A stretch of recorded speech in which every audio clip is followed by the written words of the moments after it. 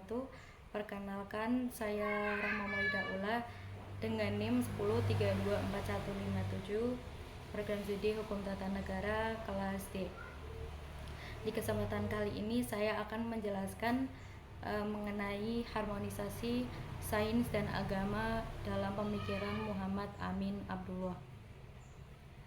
Jadi Muhammad Amin Abdullah ini cendekiawan Muslim di Indonesia, dan beliau pernah menjadi rektor Universitas Islam Negeri Sunan Kalijaga di Yogyakarta, dan ahli filsafat hukum.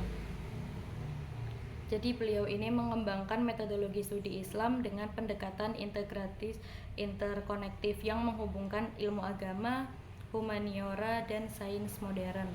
Karya pentingnya yaitu Islamic Studies di perguruan tinggi, pendekatan integratif interkonektif. Terus selanjutnya ada inti gagasan pemikiran Muhammad Amin Abdullah tentang harmonisasi sains dan agama. Jadi beliau ini menawarkan pendekatan integratif interkonektif di mana sains dan agama itu tidak dilihat sebagai dua hal yang bertentangan, teman-teman, melainkan harus disatukan dalam dialog yang saling melengkapi melalui pendekatan multidisiplin yang menggabungkan perspektif teologi, filsafat, serta ilmu sosial dan alam. Jadi pemahaman terhadap realitas ini itu dapat dicapai secara lebih utuh dan kontekstual. Jadi poin-poinnya ini, poin pentingnya ada 4 diantaranya itu. Kalau lebih detailnya ada integrasi interkoneksi. Sains dan agama itu tidak boleh dipisahkan atau dipertentangkan, tetapi harus diintegrasikan secara dialogis dan saling melengkapi. Terus ada pendekatan multidisiplin, yaitu menggabungkan perspektif teologi, filsafat, sains sosial, dan sains alam untuk memahami realitas secara utuh. Yang ketiga ada reinterpretasi teks keagamaan. Jadi membaca teks agama, Al-Quran dan hadis dengan konteks zaman sekarang agar relevan dengan perkembangan sains modern. Yang terakhir ada etika dan nilai. Jadi sains tanpa agama bisa kehilangan arah etis, sedangkan agama tanpa sains bisa kehilangan relevansi dalam menyelesaikan masalah kontemporer. Terus relevansi penerapan gagasan ini menekankan pentingnya reinterpretasi teks keagamaan agar relevan dengan perkembangan sains modern tanpa meninggalkan nilai-nilai etika yang menjadi pondasi agama. Jadi menurut beliau ini sains tanpa agama itu dapat kehilangan arah etis, sementara agama tanpa sains beresiko kehilangan relevansi dalam menjawab tantangan zaman. Jadi dengan demikian integrasi ini itu menciptakan kerangka berpikir yang dinamis dan aplikatif untuk menyelesaikan masalah kontemporer. Implementasi gagasan ini ada 3 poin. Yang pertama ini hukum yang mengikuti zaman dan adil. Jadi hukum di negara harus bisa menggabungkan nilai-nilai pokok Islam seperti keadilan dan kepentingan umum dengan prinsip hukum modern yang adil dan terbuka untuk semua.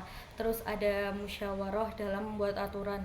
Jadi dalam membuat kebijakan atau undang-undang perlu melibatkan berbagai pihak seperti ulama, ilmuwan, dan ahli hukum agar aturan yang dibuat itu selaras dengan ajaran Islam dan konstitusi negara. Terus yang ketiga ada pendidikan hukum yang menyeluruh. Jadi kurikulum pendidikan hukum itu perlu diperkaya dengan tidak hanya belajar aturan tetapi juga memahami nilai agama, filsafat, dan ilmu sosial untuk mencetak ahli hukum yang bijaksana. Jadi implementasi gagasan dari Muhammad Amin Abdullah ini 3 poin tadi itu intinya harmonisasi antara hukum negara dan Islam itu dapat diwujudkan dengan menciptakan hukum yang kontekstual dan berkeadilan, yaitu dengan mengintegrasikan nilai universal Islam seperti keadilan dan kemaslahatan ini tuh ke dalam kerangka hukum modern yang inklusif. Jadi proses ini tuh memerlukan pendekatan dialogis dan musyawarah dalam pembuatan kebijakan. dengan melibatkan berbagai pemangku kepentingan seperti ulama, ilmuwan, serta pakar hukum gitu. Jadi selain itu pendidikan hukum yang integratif juga itu menjadi kunci, di mana kurikulum itu tidak hanya berfokus pada teks hukum, tetapi juga memperkaya pemahaman melalui perspektif agama, filsafat, dan sosiologi, sehingga melahirkan ahli hukum yang tidak hanya paham regulasi, tetapi juga bijaksana dan berwawasan luas. Selanjutnya ada contoh praktis dan implementasiannya. Jadi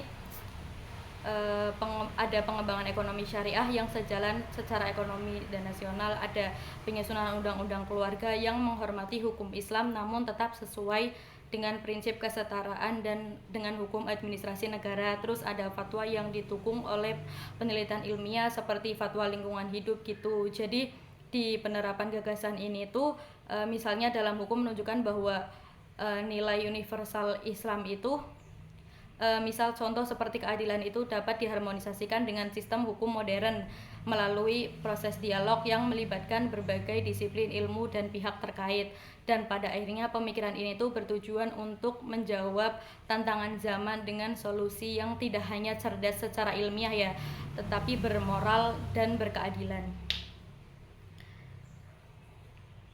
Untuk mungkin cukup sekian yang materi yang dapat saya sampaikan. Jadi saya akan menyimpulkan dari apa yang sudah saya jelaskan tadi. Jadi ini itu menekankan ya pentingnya reinterpretasi teks keagamaan agar relevan dengan perkembangan sains modern tanpa meninggalkan nilai-nilai etika yang menjadi pondasi agama. Jadi menurut beliau itu sains tanpa agama dapat kehilangan arah etis, sementara agama tanpa sains beresiko kehilangan relevansi dalam menjawab tantangan zaman. Dengan demikian, integrasi itu menciptakan kerangka berpikir yang dinamis dan aplikatif untuk menyelesaikan masalah kontemporer. Jadi sains dan agama bukanlah musuh tetapi mitra yang saling melengkapi gitu. Baik teman-teman, selanjutnya ini ada referensi bukunya, bisa teman-teman dilihat sendiri atau dibaca sendiri ya.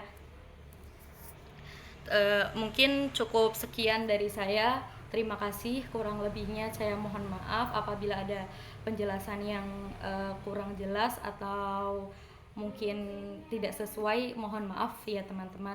Terima kasih. Wassalamualaikum warahmatullahi wabarakatuh.